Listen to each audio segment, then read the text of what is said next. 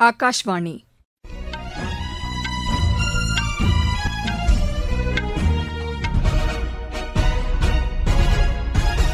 செய்திகள் வாசிப்பவர் லட்சுமி ராகவன். தலைப்புச் செய்திகள்: தீபாவளி உள்ளிட்ட பண்டிகை காலத்தில் உள்ளூர் உற்பத்திப் பொருட்களை வாங்கி பயன்படுத்துமாறு பிரதமர் திரு நரேந்திர மோடி நாட்டு மக்களை கேட்டுக் கொண்டுள்ளார். இந்தியா சீனா நட்புறவை பரஸ்பர நம்பிக்கை அடிப்படையில் முன்னெடுத்துச் செல்ல இந்தியா உறுதிபூண்டிருப்பதாக சீன அதிபரிடம் பிரதமர் திரு நரேந்திர மோடி தெரிவித்துள்ளார்.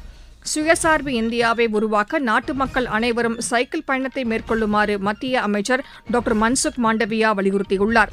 இங்கிலாந்தில் சட்டவிரோதமாக குடியேறுவோர் அவரவர் நாட்டிற்கு திருப்பி அனுப்பப்படுவார்கள் என்று அந்நாட்டு பிரதமர் திரு கீர் ஸ்டார்மர் தெரிவித்துள்ளார். லேகாஸ் சர்வதேச பேட்மிண்டன் போட்டியில் இந்தியாவின் ஸ்ரேயா லேலே பட்டம் வென்றார். இனி விரிவான செய்திகள்.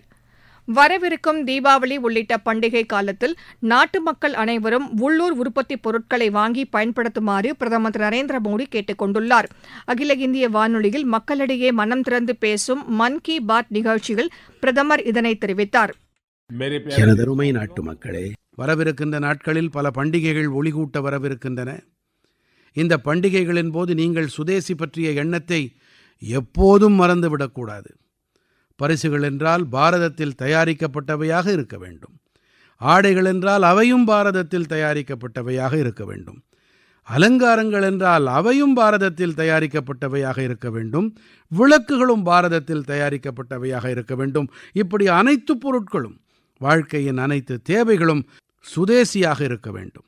பெருமிதம் பொங்கச் சொல்லுங்கள், இது சுதேசி என்று. ஒரே ஒரு மந்திரம்தான், அது உள்ளூர் பொருட்களுக்கான குரல். ஒரே ஒரு பாதைதான், அது தற்சார்பு பாரதம். ஒரே ஒரு இலக்குதான், அது வளர்ச்சியடைந்த பாரதம். ஜம்மு காஷ்மீரில் மழை வெள்ள பாதிப்புகளுக்கு இடையே கேலோ இந்தியா நீர் விளையாட்டுப் போட்டிகள் வெற்றிகரமாக நடத்தப்பட்டிருப்பதற்கும் பிரதமர் பாராட்டு தெரிவித்தார். எனதருமை நாட்டு மக்களே, கவனத்தை ஈர்த்த இரண்டாவது ஏற்பாடு என்னவென்றால், அது தேசத்தில் நடந்த முதலாவது கேலோ இந்தியா நீர் விளையாட்டுகள் கொண்டாட்டம். அதுவும் ஸ்ரீநகரின் டல் ஏரியிலே நடந்தது. உண்மையிலேயே இப்படிப்பட்ட கொண்டாட்டத்தை அரங்கேற்ற இது எத்தனை சிறப்பான இடம்! ஜம்மு காஷ்மீரத்திலே நீர் விளையாட்டுக்களை வெகுஜனங்களுக்கு பிரியமானவையாக ஆக்குவதுதான் இதன் நோக்கம். இதிலே நாடெங்கிலும் இருந்தும் 800க்கும் அதிகமான விளையாட்டு வீரர்கள் பங்கெடுத்தார்கள். பெண் வீராங்கனைகள் எண்ணிக்கையும் குறைவல்ல, ஆண் வீரர்களுக்கு இணையாகவே இருந்தது. இதிலே பங்கெடுத்த அனைத்து விளையாட்டு வீரர்கள் வீராங்கனைகளுக்கு நான் என் பாராட்டுக்களை தெரிவித்துக் கொள்கிறேன். தமது பாட்காஸ்ட் உரை ஒன்றை கேட்ட ஜெர்மனி நாட்டைச் சேர்ந்த கால்பந்தாட்ட பயிற்சியாளர் டீட்மேர் பேயர்ஸ்டோஃபர் மத்திய பிரதேசத்தின் ஷஹ்டோல் கிராமத்தைச் சேர்ந்த வீரர்களுக்கு பயிற்சி அளிக்க முன்வந்திருப்பதாகவும் திரு நரேந்திர மோடி குறிப்பிட்டார். எனதருமை நாட்டு மக்களே, நான் 2 ஆண்டுகளுக்கு முன்பாக ஷஹ்டோலுக்கு சென்றிருந்தேன். அங்கே இருந்த கால்பந்தாட்ட வீரர்களை சந்தித்தேன். பாட்காஸ்டின் போது ஒரு வினாவிற்கு விடையளிக்கும் வகையிலே நான் ஷஹ்டோலின் கால்பந்தாட்ட விளையாட்டு வீரர்களை பற்றி குறிப்பிட்டிருந்தேன். இந்த விஷயத்தை தான் ஜெர்மனியின் கால்பந்தாட்ட விளையாட்டு வீரரும் பயிற்றுனருமான டீட்மார் பேயர்ஸ்டோஃபர் கேட்டிருக்கிறார். ஷஹ்டோலின் இளைய கால்பந்தாட்ட வீரர்களின் வாழ்க்கை பயணம் அவரிடம் மிகவும் தாக்கம் ஏற்படுத்தி இருக்கிறது, உள்ளெழுச்சி உண்டாக்கி இருக்கிறது. இப்போது ஜெர்மனியின் இந்த பயிற்றுனர் ஷஹ்டோலின் சில விளையாட்டு வீரர்களுக்கு ஜெர்மனியின் ஒரு அகாடமியிலே பயிற்சி அளிக்க முன்மொழிந்திருக்கிறார். இதன் பிறகு மத்திய பிரதேச அரசும் கூட அவரை தொடர்பு கொண்டிருக்கிறது. விரைவிலேயே ஷஹ்டோலின் நமது சில இளைய நண்பர்கள் பயிற்சி பெற ஜெர்மனி செல்வார்கள். பாரதத்தில் கால்பந்தாட்டம் மீதான நாட்டம் தொடர்ந்து வளர்ந்து வருவது எனக்கு மிகுந்த மகிழ்ச்சியை அளிக்கிறது.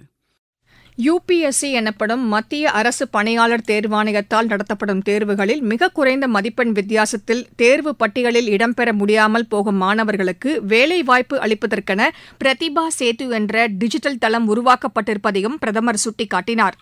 எனதருமை நாட்டு மக்களே, யுபிஎஸ்சி தேர்வு பற்றிய மேலும் ஒரு உண்மை இருக்கிறது. ஆயிரக்கணக்கான தகுதியுடைய விண்ணப்பதாரர்கள் இருக்கின்றார்கள்.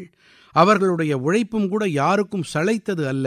என்றாலும் கூட மிகச்சிறிய இடைவெளி காரணமாக அவர்களால் இறுதிப் பட்டியலில் இடம்பெற முடிவதில்லை. இப்படிப்பட்ட புத்தி கூர்மை உடைய மாணவர்களுக்கெனவே பிரதிபா சேது என்ற ஒரு டிஜிட்டல் தளம் உருவாக்கப்பட்டிருக்கிறது. பிரதிபா சேதுவிலே பல்வேறு போட்டியாளர்களின் தரவுகள் இடம்பெற்றிருக்கின்றன. இவர்கள் யுபிஎஸ்சியின் பல்வேறு தேர்வுகளின் அனைத்து நிலைகளிலும் தேர்ச்சி பெற்றிருந்தாலும் இறுதிக்கட்ட தகுதியானோர் பட்டியலில் அவர்களுடைய பெயர் இடம்பெறவில்லை. இந்த தளத்தில் 10,000த்திற்கும் மேற்பட்ட புத்திகூர்மை படைத்த இளைஞர்களின் தகவு திரட்டு இருக்கிறது. ரஷ்யாவின் விளாடிவோஸ்டாக் நகரில் ராமாயண கண்காட்சி நடத்தப்பட்டிருப்பதன் மூலம் நம் நாட்டு கலாச்சாரம் மீது உலக நாடுகளுக்கு ஈர்ப்பு ஏற்பட்டிருப்பது மிகுந்த மகிழ்ச்சி அளிப்பதாகவும் திரு நரேந்திர மோடி தெரிவித்தார். எனதருமை நாட்டு மக்களே, ராமாயணம் மற்றும் பாரத நாட்டு கலாச்சாரத்திடம் அன்பு இப்போது உலகின் அனைத்து இடங்களிலும் சென்றடைந்து வருகிறது. ரஷ்யாவின் ஒரு புகழ்மிக்க இடம் விளாடிவாஸ்டாக். குளிர்ந்த காலத்தில் இங்கே தட்பவெப்பம் 0க்கு கீழே 20-30 டிகிரி செல்சியஸை கூட தொடக்கூடிய இடமாக இது பார்க்கப்படுகிறது. இந்த மாதம் விளாடிவாஸ்டாக்கில் ஒரு வித்தியாசமான ஒன்று காட்சிப்படுத்தப்பட்டது. இதிலே ரஷ்ய நாட்டு குழந்தைகள் வாயிலாக ராமாயணத்தின் பல்வேறு கருத்துக்கள் தொடர்பாக வரையப்பட்ட ஓவியங்கள் காட்சிப்படுத்தப்பட்டன. இங்கே ஒரு போட்டிக்கும் ஏற்பாடு செய்யப்பட்டிருந்தது. உலகின் பல்வேறு பாகங்களிலிருந்து பாரத நாட்டு கலாச்சாரத்திடம் பெருகி வரும் விழிப்புணர்வை பார்க்கும்போது உள்ளம் மிகவும் சந்தோஷத்தில் விம்முகிறது. பிரதமர் ஆற்றிய உரையின் முழு தமிழாக்கம் சென்னை அகில இந்திய வானொலியில் இன்றிரவு 8 மணிக்கு மறு ஒலிபரப்பு செய்யப்படுகிறது. தமிழகம் மற்றும் புதுச்சேரியில் உள்ள அனைத்து வானொலி நிலையங்களும் இதனை அஞ்சல் செய்யும். நீங்கள் கேட்டுக்கொண்டிருப்பது ஆகாஷ்வாணியின் செய்தி அறிக்கை.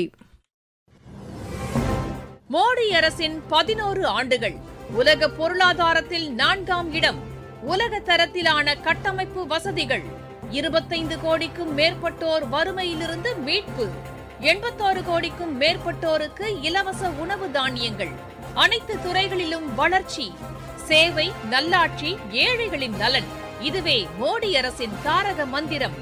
வளர்ச்சியடைந்த இந்தியாவிற்கான மோடி அரசின் பயணத்தில் இது அமுத காலம். இந்தியா சீனா இடையேயான ஒத்துழைப்புகள் ஒட்டுமொத்த மனிதகுலத்திற்கு பயனளிக்கும் என்று பிரதமர் திரு நரேந்திர மோடி தெரிவித்துள்ளார். ஷாங்காய் ஒத்துழைப்பு அமைப்பின் உச்சி மாநாட்டில் பங்கேற்பதற்காக டியான்ஜின் நகருக்கு சென்றுள்ள பிரதமர் சீன அதிபர் திரு ஜி ஜின்பிங்கை சந்தித்து பேசினார். இருதரப்பு நட்புறவை பரஸ்பர நம்பிக்கை, மரியாதை மற்றும் பொறுப்புணர்வு அடிப்படையில் முன்னெடுத்துச் செல்ல இந்தியா உறுதி பூண்டிருப்பதாக சீன அதிபரிடம் பிரதமர் தெரிவித்தார். இரு நாட்டு பிரதிநிதிகள் அளவில் நடைபெற்ற பேச்சுவார்த்தையில் எல்லைப்புற மேலாண்மை தொடர்பாக ஒருமித்த கருத்து ஏற்பட்டதை தொடர்ந்து கைலாஷ் மான்சரோவர் யாத்திரை தொடங்க இருப்பதையும் அவர் சுட்டிக்காட்டினார். இந்தியா சீனா இடையிலான ஒத்துழைப்பு இரு நாடுகளையும் சேர்ந்த 280 கோடி மக்களின் நலன் சார்ந்ததாக இருக்கும் என்றும் திரு நரேந்திர மோடி நம்பிக்கை தெரிவித்தார். சுயசார்பு இந்தியாவை உருவாக்க நாட்டு மக்கள் அனைவரும் சைக்கிள் பயணத்தை தவறாமல் மேற்கொள்ளுமாறு மத்திய இளையோர் நலன் மற்றும் விளையாட்டுத்துறை அமைச்சர் டாக்டர் மன்சுக் மாண்டவியா வலியுறுத்தியுள்ளார். ஞாயிறுதோறும் சைக்கிள் பயண இயக்கம் சார்பில் புதுதில்லியில் இன்று நடைபெற்ற சைக்கிள் பயணம் குறித்து தமது சமூக வலைதளத்தில் பதிவிட்டுள்ள அமைச்சர், காற்று மாசு, ஒலி மாசு இல்லாத சைக்கிள் பயணத்தை அனைவரும் மேற்கொள்ள வேண்டும் என்று கேட்டுக் கொண்டார். இங்கிலாந்தில் சட்டவிரோதமாக குடியேறுவோர் அவரவர் நாட்டிற்கு திருப்பி அனுப்பப்படுவார்கள் என்று அந்நாட்டு பிரதமர் திரு கீர் ஸ்டார்மர் தெரிவித்துள்ளார். இது தொடர்பாக அவர் வெளியிட்டுள்ள சமூக வலைதள பதிவில், சட்டவிரோதமாக குடியேறுபவர்களை இங்கிலாந்தில் தங்க அனுமதி அளிப்பதன் மூலம் அவர்களுக்கு வெகுமதி அளிக்க முடியாது என்று குறிப்பிட்டுள்ளார். சட்டவிரோதமாக தங்களது நாட்டிற்குள் நுழையும் அனைவரும் கைது செய்யப்பட்டு திருப்பி அனுப்பப்படுவார்கள் என்றும் திரு கீர் ஸ்டார்மர் கூறியுள்ளார். அமெரிக்க பாதுகாப்புத்துறையின் பெயரை டிபார்ட்மெண்ட் ஆஃப் வார் என பெயர் மாற்றம் செய்ய அதிபர் திரு டொனால்டு டிரம்ப் தலைமையிலான நிர்வாகம் நடவடிக்கை மேற்கொண்டுள்ளது. அமெரிக்காவின் ராணுவ செயல்பாடுகளை கண்காணிக்கவும் ராணுவ வீரர்களின் நலனுக்காகவும் 1789ஆம் ஆண்டு அந்நாட்டு நாடாளுமன்றத்தால் டிபார்ட்மெண்ட் ஆஃப் வார் என்ற துறை உருவாக்கப்பட்டது. 2ஆம் உலகப் போருக்கு பிறகு இந்த பெயர் தேசிய ராணுவ அமைப்பு எனவும் அதன் பிறகு டிபார்ட்மெண்ட் ஆஃப் டிஃபென்ஸ் எனவும் மாற்றப்பட்ட நிலையில் தற்போது மீண்டும் டிபார்ட்மெண்ட் ஆஃப் வார் என பெயர் மாற்றப்பட உள்ளதாக வெள்ளை மாளிகையின் செய்தித் தொடர்பாளர் ஆனா கேலி தெரிவித்துள்ளார். லேகாஸ் சர்வதேச பேட்மிண்டன் போட்டியில் இந்தியாவின் ஸ்ரேயா லேலே பட்டம் வென்றார். நைஜீரியாவில் நடைபெற்ற இப்போட்டியின் மகளிர் ஒற்றையர் பிரிவு இறுதியாட்டத்தில் 21-15, 21-17 என்ற செட் கணக்கில் ஆகர்ஷி காஷ்யப்பை வென்று பட்டத்தை கைப்பற்றினார். ஆசிய கோப்பை ஹாக்கி போட்டியில் இந்தியா இன்று ஜப்பானை எதிர்கொள்கிறது. பீகாரின் ராஜ்கீரில் இப்போட்டி பிற்பகல் 3 மணிக்கு தொடங்குகிறது. மீண்டும் தலைப்புச் செய்திகள். தீபாவளி உள்ளிட்ட பண்டிகை காலத்தில் உள்ளூர் உற்பத்தி பொருட்களை வாங்கி பயன்படுத்துமாறு பிரதமர் திரு நரேந்திர மோடி நாட்டு மக்களை கேட்டுக் கொண்டுள்ளார். இந்தியா சீனா நட்புறவை பரஸ்பர நம்பிக்கை அடிப்படையில் முன்னெடுத்துச் செல்ல இந்தியா உறுதி பூண்டிருப்பதாக சீன அதிபரிடம் பிரதமர் திரு நரேந்திர மோடி தெரிவித்துள்ளார். சுயசார்பு இந்தியாவை உருவாக்க நாட்டு மக்கள் அனைவரும் சைக்கிள் பயணத்தை மேற்கொள்ளுமாறு மத்திய அமைச்சர் டாக்டர் மன்சுக் மாண்டவியா வலியுறுத்தியுள்ளார். இங்கிலாந்தில் சட்டவிரோதமாக குடியேறுவோர் அவரவர் நாட்டிற்கு திருப்பி அனுப்பப்படுவார்கள் என்று அந்நாட்டு பிரதமர் திரு கீர் ஸ்டார்மர் தெரிவித்துள்ளார். லேகாஸ் சர்வதேச பேட்மிண்டன் போட்டியில் இந்தியாவின் ஸ்ரேயா லேலே பட்டம் வென்றார். இத்துடன் இந்த செய்தி அறிக்கை நிறைவு பெற்றது.